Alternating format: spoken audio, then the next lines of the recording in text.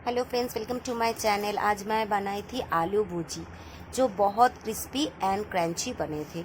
जो आपको अभी दिखा मतलब साउंड से पता चलेगा कितना क्रिस्पी और कितना क्रंची बने थे। तो बिना स्किप किए वीडियो को पूरा देखिए। अच्छे लगने से लाइक शेयर कमेंट ज़रूर कीजिए। आशा करती हूँ आप लोगों को अच्छा ही लगेगा, क्योंकि मेरा नया चैनल है। आप लोग अगर कमेंट करेंगे तो पता चलेगा मुझे कि आप लोगों को मेरा वीडियो कैसा लग रहा है। तो कमेंट कीजिए और सपोर्ट कीजिए, और नया चैनल है सब्सक्राइब ज़रूर कर दीजिए अगर मेरा रेसिपी आप लोगों को अच्छा लगे।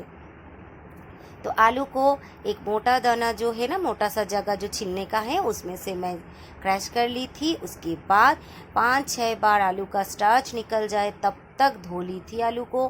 फिर आलू का जो पानी है वो पूरा निचोड़ के बिना नमक दिए ऑयल पूरा एकदम गर्म हो जाए हाई फ्लेम में उसको छोड़ दीजिए ऐसे। लेकिन जब 5 मिनट ऐसे ही रखिए हाई फ्लेम में। देखिएगा जैसे बबल्स ऊपर आ रहा है तेल का, 5 मिनट में देखिएगा आलू ऑयल का जो बबल्स है वो नीचे चला गया है और आलू ऊपर आ गया है। जब ऐसे आएगा तब समझ लीजिएगा कि हमारा आलू भुजिया रेडी हो गए हैं। तब एक छन्ता में अब उसे छन्नी में उसे उठा लीजिए और तेल को छानने के बाद एक थाली में एक थोड़ा थोड़ा करके जितना फ्राई करेंगे रखते जाइए जब तक पूरा भुजिया आपका रेडी ना हो। तो ये और एक बार मैं बना के दिखा देती हूँ। देखिए आलू को ऐसे ही डाल दी हूँ और बबल्स ऊपर आ गए हैं। थोड़ा ऑयल ज़्यादा ही डाल दीजिएगा।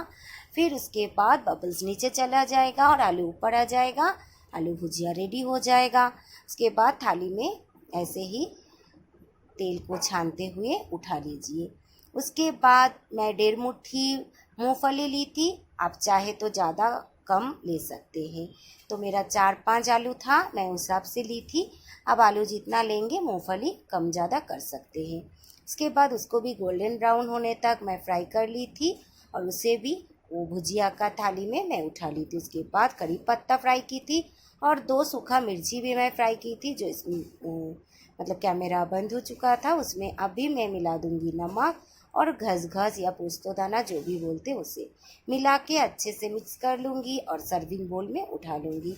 तो अभी देखिए कितना क्रंची और क्रिस्पी बना है। अच्छा लगे तो लाइक शेयर कमेंट के साथ साथ सब्सक्राइब भी कर दीजिएगा। Thank you for watching.